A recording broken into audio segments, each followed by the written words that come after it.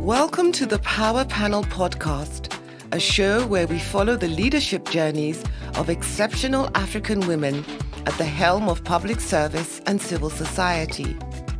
Our question is, how do African women lead and deploy power? I am your host, Ambassador Raychelle Omamo, a senior counsel, diplomat, and former cabinet minister in Kenya.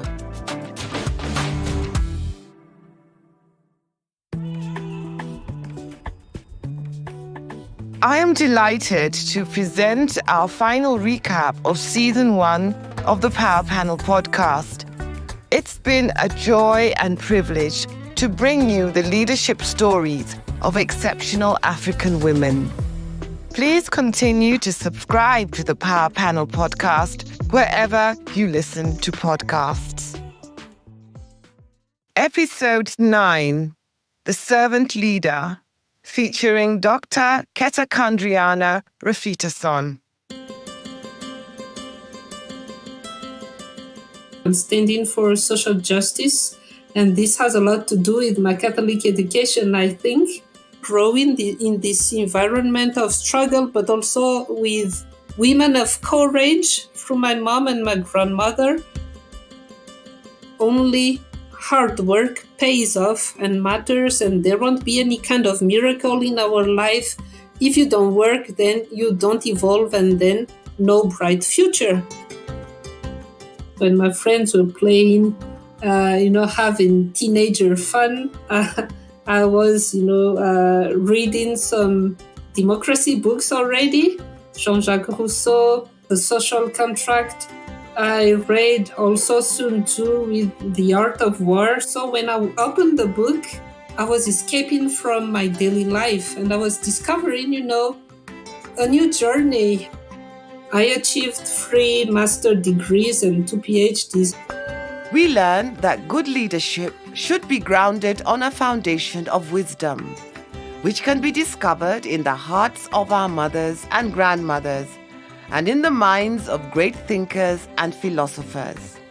Very rapidly, I found out that being a judge in Madagascar has nothing to do with what I learned at the university and nothing to do with the values I was standing for. Because with this environment, the judiciary was already full of corruption. So I decided to resign just before, being sworn in. I shape my engagement according to my values, but also according to a kind of vision that I have for my own society. My freedom is priceless, and I want to keep it because it is the only way for me to find the right pathway for really realizing my vision. It's always, thinking of something bigger than yourself and not being afraid to break social norms or rules or whatever, as long as you are guided by some values. Activism has to be part of this life because you are living within a society. I'm very passionate about people power. Kay's journey thus far affirms that activism is not a profession, but rather an expression of humanity in action. It is about any individual taking a step to do something for the greater good of our communities. Corruption is the biggest disease and cancer that we have to uproot in order for our humanity to move forward. As a woman, especially a young woman in our societies, when you're being vocal about something, you will be stigmatized. I'm not struggling with ego or whatever because I just feel I'm an average person, Rachel, and I believe more into the community than me, than myself. Who am I? I'm just a grain of sand. What is her power mantra? So it's very simple. Learn, empower, organize, resist, and repeat again and again and again those 4 actions in your life, and you will see you'll make a difference. So if you have to learn, if you like to learn, sky is the limit. When you like to empower, you make people grow with you and you grow a community together. You organize, you will defeat all your enemies by organizing, by strategizing, and you will achieve your goals by doing so. And finally, resist the bad power, resist your demons, resist your enemies, resist your sometimes procrastination. Is our own demon. So resist, please. And then you will see, repeat again and again, you will make a huge difference, not only in your life, but in our world, in society. Episode 10, Thoughtful and Pragmatic Leadership, featuring Dr. Comfort Iro. I was born in London. I grew up in a very Nigerian household. Even if we grew up in London, we grew up knowing our cousins through our mother's siblings as well. But yes, I do find that I operate in several worlds as well. There's the birth and the motherland where your parents come from, but also, as a woman of colour, so they all play out in different ways. Comfort's early life draws our attention to the beauty of our African families. Indeed, it takes a community of love to raise a child and to create a pipeline of opportunity for succeeding generations. There are basic skills that you're looking for. One is to have an inquisitive mind, a curious mind, always questioning, asking why certain things are the way they are, trying to understand how things are unfolding. But I wanted to be able to do analysis, and I also wanted to shape policy and also advocate, and crisis group made sense. Listen, to get people to talk to you, because as a researcher as well, and when you're trying to shape policy and when you're trying to weave and trying to narrate a story, you need people to provide you information, and you need them to provide you information that you're not going to read or hear anywhere, that you're not going to read in the newspapers, that you're not going to hear on the radio. You wanted them to be able to trust you with the highest, most confidential information ever, and to trust that you would safeguard that information so it doesn't backfire onto them. We discern that when you are competent, perceptive, and prepared, leadership finds you. Because you're an insider, lots of assumptions are made that, well, you know the organization and you know all the issues. And I remember what Gareth Evans said to us back in 1999 or 2000, and when I met him, your job at Crisis Group is to find the political will, not to say that the political will doesn't exist. Your job is to create the political will. I'm not an ideological person. I believe in giving you the space to experiment, to think, and to think big, to think ambitiously, and to think boldly. But also, I appreciate the wisdom and the intellect of people around me. And I think that the idea of civil society, I think the idea of independent thinking, of fair-minded thinking, of trying to listen to everybody's perspective, of not being ideological, not picking sides, but only one of saving, I think that is being challenged. And you see the space for civil society being closed. I recognize that I'm in a position of power, or in a position that is perceived as, or is viewed as powerful.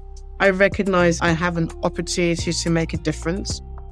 I recognize that confers upon me a responsibility to be effective, to use that in a way to help shape and do good within the mandate that we have. If that's power, then I take it, because it's an honourable way of defining power as well. What is Comfort's power mantra? Be yourself and be respectful of others. Because I have watched in different ways how it's very easy to undermine people, but it's very easy to inspire people when they see that you are open to them and accommodating. I'm where I am because other people have opened the doors to me.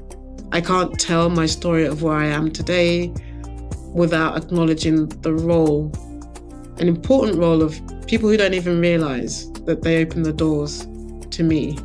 I say to any young person, be mindful of who you are and stay faithful to who you are, but always respect the other person in front, because you don't know their story. You have no idea who that person is as well. Episode 11, Leading with Empathy, featuring Dr. Joannie Bewa. For me, feminism in action came from my father because in addition to working in informatics, he also created the first women's soccer team in Benin. Having my best friend having an unattended pregnancy, performing an abortion or a safe abortion and die from it, revealed that, health is not just about health care. It's also about health education. The Young Beninese Dental Association, YBNE, I created it when I was still in medical school at 21 years old. The vision was to say we don't have to wait for government or people to change what we want to change. I'm passionate. And when I'm passionate about something, I'm fully committed. And that is noticeable. I do have an ability to speak and convey my vision. And, I've always loved public speaking. Serendipity is big for me. Joannie finds her leadership purpose early in life and was not afraid to pursue it. Her journey so far tells us that leadership is available to the young and passionate. You do not have to be old to be wise. You do not have to wait to lead. So those are issues, that we have to talk about. We have to raise awareness. We have to let girls know that they have the power to say no until they are ready to. They need to know the advantage and the consequences of saying yes or no. I'm just saying that as a Black, African, French-speaking woman who has an accent, and for some people as a young, I don't think so anymore, but for some people, there's so much, at least 3-4 layers, right? You will see sexism, you will see ageism, you will see racism, and more. We cannot ignore the power of technology. So I decided to set up Dodo Health as a telehealth company. Joannie is a master of innovative collaboration in that she links sectors, geographies, and talent. She believes in the power of many. What is her power mantra? Power is leading with purpose while being authentic, serving others while not forgetting yourself. Episode 12, The Peacemaker, featuring Her Excellency, Bineta Diop. I had really the chance to have a mother, fervent activist, and a feminist. I call her a feminist, but also a leader in her own rights. I think that she taught me how to lead because she was a leader in her community. And that's what I learned from her, is that solidarity and being resilient. I wanted to be the one that I am today. I had role model. Looking on my mother who have fought so much, I wanted really to continue the work that she had been doing. So I was motivated to learn more. I was the first African woman to join ICJ in Geneva. I was the first Black not just to women, but Black within the ICJ.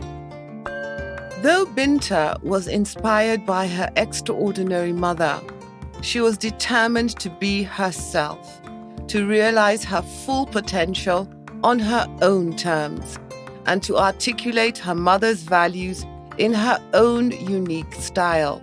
The lesson we learned from this is: learn from others, but do not duplicate them. Create your own essence, your own brand. ICJ also opened the door for me to look at women's human rights. That is where now it was eye-opening for me to see how our women as Africa have been misused or reused in the battlefield. So for me, that is where now I said, no, enough is enough. I have to practice what we preach. Let me go and create in my foundation, my NGO, Pan Africa Solidarity. Now we have Maputo Protocol. We have the Solemn Declaration on Gender Equality in Africa. It was also because we fought. My way of doing is always monitoring and looking for impact. I was the first to facilitate the women of Burundi to come to negotiation by putting the Tutsi and the Twa to have one agenda. In the DRC talks, we are fighting to have women mediators, to have women to support the mediation team, to bring the gender issues. Bineta teaches us that peacemaking requires a spirit of hope, courage, and collaboration, as well as the belief in the agency of women and their right to sit at peace tables. We have just launched something we call the positive masculinity, is bringing men on board. Without men, we will not be able to transform. What is her power mantra? So it means that you need to have that vision of transformation. And that vision even sometimes scare you. Communicates that vision. Engage. Don't keep quiet. Don't stay there if you want the transformation. Collaborate with people. That helped me a lot. But at the end, we should be committed to justice and equity. I always say justice should be our leading, guiding principle.